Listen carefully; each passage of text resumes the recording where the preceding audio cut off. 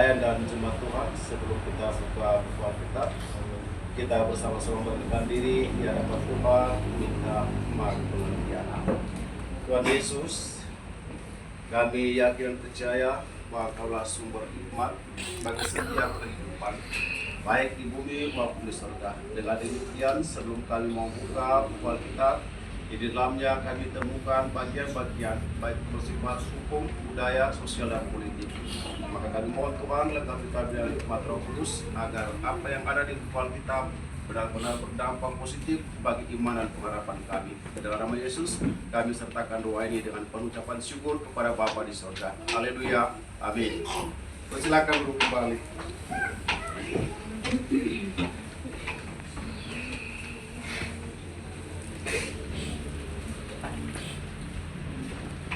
Ya jemaat Tuhan, iman dengan pengharapan, iman dengan persoalan mana yang pengaruhnya lebih besar?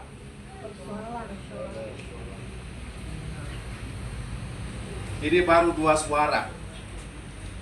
Iman dengan persoalan mana yang lebih besar pengaruhnya? Persoalan. Kalau begitu mana yang menang? Persoalan. Persoalan menang. Ada di Alkitab adakah tidak? Tidak apa. Iman yang menang. Kalau tidak ada bagaimana kita mau belajar? Cara belajar itu Tuhan. Kalau Bapak mau katakan kurangi jam TikTok pada Alkitab. Karena yang ada di Alkitab adalah situasi yang mula-mula dialami oleh orang-orang baik yang percaya maupun yang tidak percaya. Ternyata kita sudah jawab bahwa yang lebih kuat pengaruhnya itu adalah persoalan. Tapi akhirnya persoalan menang atau Salah. yang kita pada kok tidak? Pastor Getaris, Ada. Wakil Bendahara, Diaken 3. Di Alkitab ada tidak kalau akhirnya persoalan itu menang? Tidak. Dari jemaat. Tidak ada. Tapi yang menang siapa? Iman kan persoalan. Iman. Hati-hati kalau besok kalah. Buka Matius pasal 8.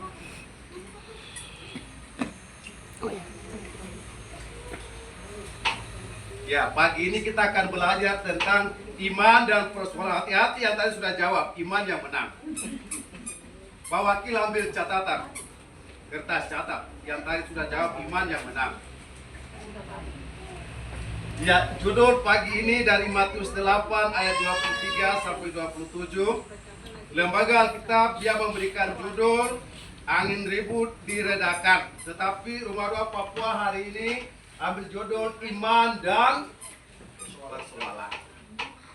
Ya, Pak Kaitman dengar, tadi jemaat sudah jawab. Yang menang adalah hati-hati harus belajar, harus bertindak. Kalau sampai persoalan yang menang baru Yakoba lari, itu berarti persoalan yang menang. Ya, iman dan persoalan. Ada dua ayat yang menuntun kita. Dari 4 ayat ini, 2 ayat yang menuntun kita untuk menemukan hasil penelitian dari iman dan persoalan. Itu ayat berapa kira-kira?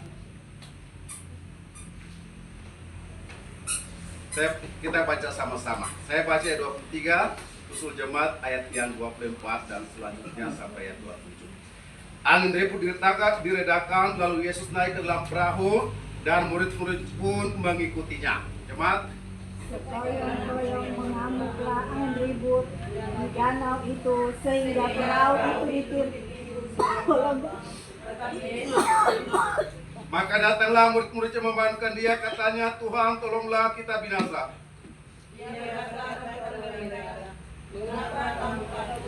Kamu yang kurang percaya.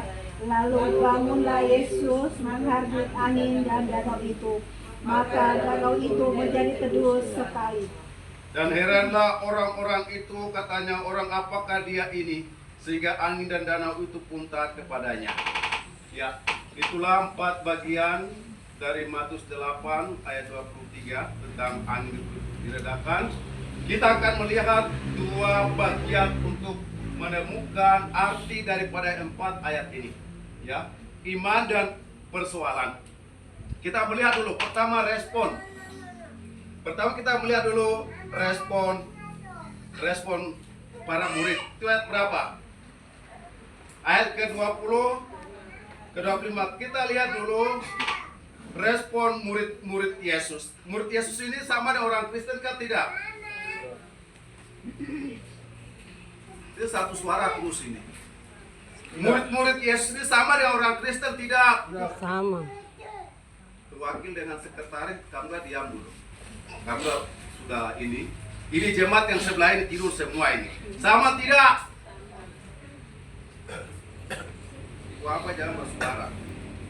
Karena ini Bapak juga sudah capek dua-dua jemaat, jadi Dora harus jawab semua hari ini. Ya, jadi jemaat harus benar-benar jadi memiliki iman yang positif, iman yang berkualitas, karena sebentar ada mesbah dua perkara itu. Ya. Jadi respon para murid Yesus, padahal mereka bukan orang Kristen seperti sekarang. Mereka adalah orang-orang Yahudi yang sangat takut untuk menyebut atau mendengar kata Kristen di kalangan para bangsawan Yahudi itu. Sehingga terdeteksi dari penulis Injil, penulis Rasul Paulus, Yohanes, Yakobus, dan Petrus, mereka tidak pernah bilang kata Kristen, mereka pakai kata saudara. Itu karena situasi kondisi yang memang sangat menentukan keselamatan nyawa mereka, sehingga tidak perlu ada kata Kristen mereka sebut. Mereka selalu mengutamakan saudara-saudaraku yang dikasih Yesus Kristus. Sehingga Alkitab sampai detik ini tetap memiliki nilai seperti itu. Ya, respon murid-murid Yesus adalah mereka datang membangunkan Yesus. Ingat, membangunkan Yesus. Ayat 26. Sekarang respon Yesus, tadi respon murid-murid. Persoalannya kita sudah tahu, persoalan suami kawin cerai, suami minum mabuk, istri tidak tahu masak, setiap hari TikTok, korupsi merajalela, nikah tidak jadi-jadi, pekerjaan tidak jadi-jadi. Ini yang ada 24. Bagaimana situasi ini dapat direspon dari dua sisi.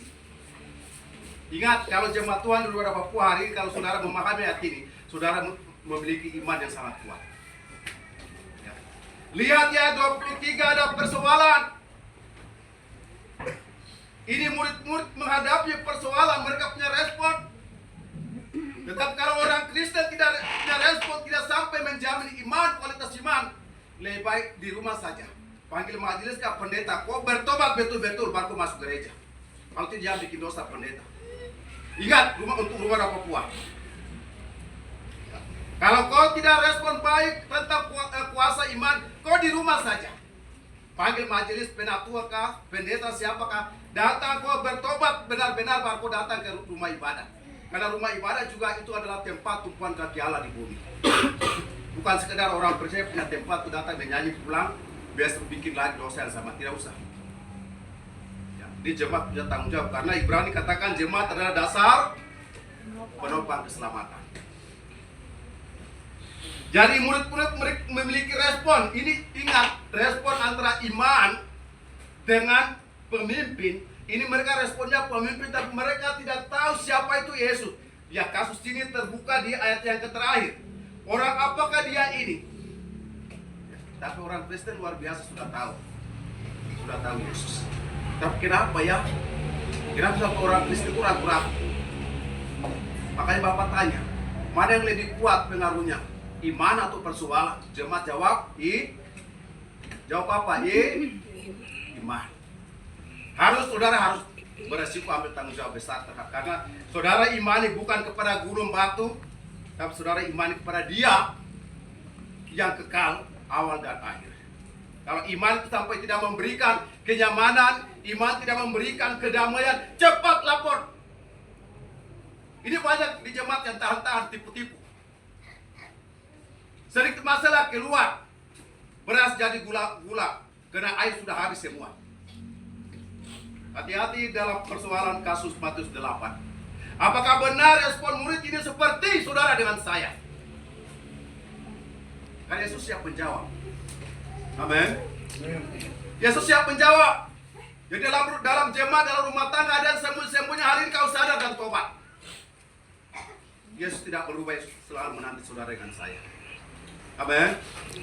Lalu bagaimana respon Yesus di ayat 26? Coba baca. Coba baca. Ia berkata Satu, kepada 2, 3. Ia berkata kepada mereka, kenapa kamu takut, kamu yang kurang percaya? Lalu bangunlah Yesus menghadapi angin dan danau itu, maka danau itu menjadi teduh sekali. Iya, jadi respon Yesus punya respon itu dia bangun. Kalau saudara tidak membangunkan Yesus bagaimana? Persoalan dalam rumah tangga, dalam pribadi, pergi cerita ke orang yang tidak bertanggung jawab. Amin. Salahkan suami, salahkan istri, salahkan anak. Semua serba salah. Ini kan namanya orang beriman. Benar-benar ambil motivasi yang baik dari kalimat yang kita baca sekarang. Tidak sekalipun persoalan datang, tapi jangan salahkan siapa. Lihat respon Yesus pada minggu pagi ini. Apakah Yesus tidak bertanggung jawab? Amin. Ya, sebenarnya mesbah doa. Semakin diperkuat keluarga ambil mesbah doa hari ini. Ya. Dalam situasi apapun, sebesar apapun persoalan, Yesus ada di sini. Tapi bagaimana cara saudara membangunkan dia? Kata tidur ini. Yesus dia tahu siapa saudara dengan saya. Kepura-puraan, ketakutan selalu ada dalam hidup kita. Hari-hari hidup tidak pernah bangunkan Yesus. Tapi begitu suami punya 02 masuk, istri mulai cari pendeta. Siapa mau jujur di sini? Semua jujur toh? Ya. Atau istri sudah masuk 02, suami mulai cari pendeta. Kata tidur di sini, orang-orang percaya tidak pernah tahu dengan situasi Yesus. Hari ini tobat jemaat. Ya. Tadi kita sudah jawab iman. Orang-orang yang memiliki iman kepada Yesus, setiap hari dia bergaul dengan Yesus. Entah susah atau senang, ada uang belanja atau tidak ada, tetap dia bersukacita dalam Yesus. Ini ingat, komunitas Kristen tadi di pengantar di kitab Ulangan 12. Engkau beribadah harus dengan anjuran dari sukumu. Sebab sukumu juga harus diselamatkan. Sekarang Kristen ini takut. Ada yang pindah di GBI, ada yang pindah di PKI, ada yang pindah di BCA. Tidak perlu dengan suku Papua. Benar Bapak Numberi? Kalau orang Papua ikuti Alkitab baik, hari ini ada gereja lain, semua anak Papua yang pegang gereja itu. Jadi beribadah harus tahu konsep. Ya. Satu bagian dari Ibrani pasal 9 ayat 4. Bagaimana rasul yang besar, soal ibadah dia tidak tahu. Tadi di penghantar luar biasa sekali di ayat 14 terakhir. Engkau mau beri persembahan, engkau mau muji Tuhan, harus sesuai dengan standar sukumu. Kalau sukumu bilang hari ini tanah Papua tidak boleh kawin cerai, itulah ibadah di situ. Tanah Papua tidak boleh ada toleransi tentang korupsi. Tidak tahu pendeta-pendeta sudah baca Alkitab selesai ke belum? Kalau belum selesai, saudara dan saya korban. Makanya Alkitab minggu pagi ini bilang, jangan kau main-main dengan ibadah. Jangan kau cari-cari pendeta. Kalau Tuhan kasih kebenaran lewat kopnya orang di suku Papua, kau dengar itu. Jadi dari dua respon yang berbeda ini, memberikan satu dampak positif tapi kekayaan iman Kristen. Sampai hari ini orang Kristen jatuh benar. Sedikit saja persoalan ibu, bapak dan anak bawa lari sampai naik di TikTok. Ini tidak boleh. Ya. Ini satu minggu bapak ditekan dari ayat ini untuk bagaimana jemaat harus sadar dan mengerti. Kita lihat ayat berikutnya. Dia berkata kepada mereka, mengapa kamu takut, kamu yang kurang percaya? Lalu bangunlah Yesus kata kurang percaya. Memang mereka dasarnya bukan orang Kristen. Mereka orang Yahudi yang sampai dewasa ini tidak mengakui ketuhanan Yesus. Ya. Tetapi kita yang ada sekarang sudah berubah situasi. Yesus adalah Tuhan dan Juru Selamat kita. Lalu saya kembali ke ayatnya yang ke-24. Sekonyong-konyong mengamuklah angin ribu danau itu, sehingga perahu danau ini bumi yang ada sekarang, atau tempat yang kita kerja, atau perkawinan yang kita jalani. Kalau perkawinan sampai mengalami buntu, mengalami persoalan, ini saya punya ipar yang bongsa di sini. Sebelum kami ibadah kami bicara sini. Apalagi berbicara tentang perkawinan itu adalah firman. Tidak baik bangsa hidup seorang diri, aku akan menjadikan seorang penolong yang sepadan dengan dia. Jadi kadang kalau persoalan masuk dalam rumah tangga, suami benci istri, istri benci suami, dan akhirnya kita telah menodai kuasa firman yang tadi. Tetapi mereka yang beriman kepada Yesus sebagai penolong, mereka masuk dalam hati dia menghadap Yesus. Tuhan, saya tidak mau saya punya suami atau istri jatuh ke dalam neraka. Saya mau Tuhan lewat persoalan ini, bawalah suami saya ke dalam keselamatan daripada Yesus.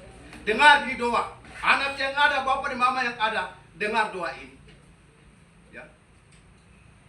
Secara manusia memang emosi, tetapi marilah kita ingat firman Tuhan. Yang mana kita belajar ketika laporan ini, ketika Yesus melihat bahwa memang mereka punya rumah tangga bermasalah, mereka punya kehidupan bermasalah. Apa kata Yesus? Menarik di sini ya. Lalu ayat 25, laut menjadi, rumah tangga menjadi aman. Amin. Persoalan Yesus sudah tanggung. Tanya saya punya istri dan saya punya ipar-ipar.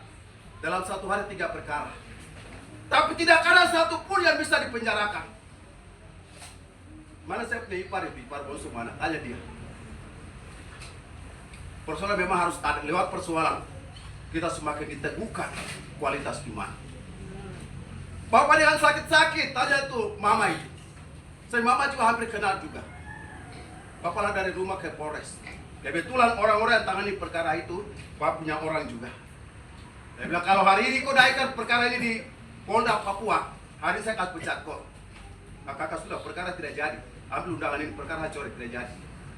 Padahal saudara mau tahu kedukaan hukumnya itu penjara. Sampai detik ini perkara itu tidak berjalan. Kenapa?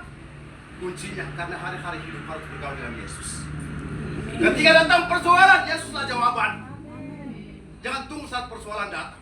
Jangan tunggu saat musibah datang. Bagaimana cara bergaul dengan Yesus? Ibadah rumah tangga harus datang. Jam makan harus berdoa. Jam tidur harus berdoa. Memuji Tuhan dalam setiap saat lewat hati, lewat bibir mulut. Ada 2 nyanyian pujian dan itu. Yang pertama itu lewat hati. Manusia laki-laki dan perempuan. Tidak ada yang tahu itu yang Yesus mau. Ada yang lewat bibir mulut. Dalam Yesus kita bersaudara lewat bibir mulut. Keluar dalam Yesus, bukan lagi dalam Yesus, dalam setan kita baku bunuh. Ini dari bibir mulut bisa tipu Tuhan, tapi hati tidak bisa. Amin. Jadi banyak belajar untuk memuliakan bersahabat dengan Yesus lewat hati. Biar kau duduk di tengah orang-orang yang pencemooh, tapi hati ini ada naik. Tuhan, hari ini saya di tengah-tengah serigala, tapi jangan serigala ini terkam saya. Jadi banyak orang takut. Oh ya, terima kasih. Ya, terima kasih. Ya. Badan pelayan belajar untuk kenal kejahatan. Ya. Kalau ada badan pelayan takut kenal kejahatan, berarti pelayananmu belum sampai. Yesus sendiri menghadapi kejahatan. Ya. Tapi dia mau dia tidak baik. Tapi pendeta pelayan dia mau yang baik. Ini terbukti tidak. Padahal Yesus katakan dia bagaikan domba di tengah serigala. Kalau ada seorang badan pelayan, pendeta atau hamba Tuhan takut dengan orang-orang jahat, itu pelayan tidak berhasil. Benar tidak? Nah, makanya Yesus katakan yang dinilai oleh Tuhan bukan yang masuk tapi yang keluar. Ya, Bapak sering. Ya, tanya mama itu. Orang-orang mabuk dulu iman, kok masuk? Ada ini ipar perempuan satu baru duduk masuk ini. Ya. Bapak yang jalan cari mereka. 2 perkara. Supaya tempat ini tidak boleh terus-menerus kamu di sini. Benar tidak? Ya. Bukan orangnya, tapi tempat di mana engkau berdiri, engkau harus gagalkan perbuatan itu. dan dengar teman-teman badan pelayanan dan jemaat. Ya. Bukan manusia yang mau dilihat, dinilai. Manusia tentu kita harus serahkan kepada Tuhan. Tapi di mana tempat mereka duduk, saudara injak dengan kaki di situ, saudara punya doa hati Tuhan terima. Bapak jadi saksi, orang-orang itu semua tempat sekarang jadi sepi. Tidak ada lagi. Ada yang kembali bekerja, menyayangi istri anak. Ya. Ada yang kembali ke istri anak, tapi pura tempat lain. Tapi Bapak doa, habis semua. Sekarang tempat-tempat itu jadi berkat. Jadi untuk itu, bagaimana respon murid, bagaimana respon Yesus, dan bagaimana Yesus memenangkan perkara mereka. Tadi lihat dari ayat 23 itu, memang ayat 24, memang persoalan selalu datang silih berganti. Ya. Terutama dalam rumah tangga. Kalau rumah tangga, persoalan rumah tangga bisa diatasi. Ini dengar, ya, ini Roh Kudus sangat keras tegur kepada kita pagi ini. Kalau persoalan rumah tangga, kalau hanya masalah bawang merah, bawang putih, itu aman. Tapi kalau nomor TikTok, masalah besar. Ya. Saya harap rumah doa Papua, kalau ada nomornya Yakobina hari ini buang. Buang. Karena tidak lama lagi kita akan pakai doa. Ya. Kita akan ada lagi dengan doa api kudus. Ya, ada di itu, lihat, ada di liturgi. Saya belum buka doa api kudus. Yakobus atau Yohanes punya nomor tolong disingkirkan. Karena nanti HP-nya rusak kalau Bapak sudah buka kegiatan ini. Nanti HP rusak. Anak-anak muda, saya bentar dalam mesbah doa, khususnya perempuan. Ya. Dari ayat ini menekankan kita, bagaimana fungsi peran Yesus di dalam kualitas iman orang percaya. Sekali Yesus tetap Yesus. Jadi bukan hanya namanya, tetapi harus ada wujud kuasa iman di dalam nama itu. Tetapi kalau jemaat Tuhan berteriak dari tahun ke tahun, belum pernah nama ini, karena ada penyimpangan. Ada penyimpangan. Kalau Yesus pertama, kita punya tubuh dulu. Karena Yesus mau bermukim dalam diri kita. Pertama kita harus bereskan kita punya pribadi. Ya. Barulah kita bisa masuk pada persoalan bumi yang bermacam-macam. Kalau pribadi kita tidak, maka hubungan dengan jemaat pun bisa. Dan ini terjadi. Bisa 1 bulan tidak masuk ibadah, bisa 1 tahun tidak masuk, karena belum ada persoalan, belum ada kedamaian dengan Yesus. Itulah yang saya dapat berikan kepada jemaat. 2 bagian respon antara muridnya, murid datang membuka Yesus, lalu Yesus membangun. Ya. Setiap detik ada Yesus. Nah, bagaimana respon Yesus? Matius 11 ayat 28. Setiap orang yang datang kepadaku, sekali-kali tidak akan ku buang. Inilah fungsi iman. Dalam apapun persoalan, Yesus selalu ada. Ketika kita datang kepada Yesus, maka dialah jawaban yang sempurna bagi kita semua. Tuhan berkati. Shalom.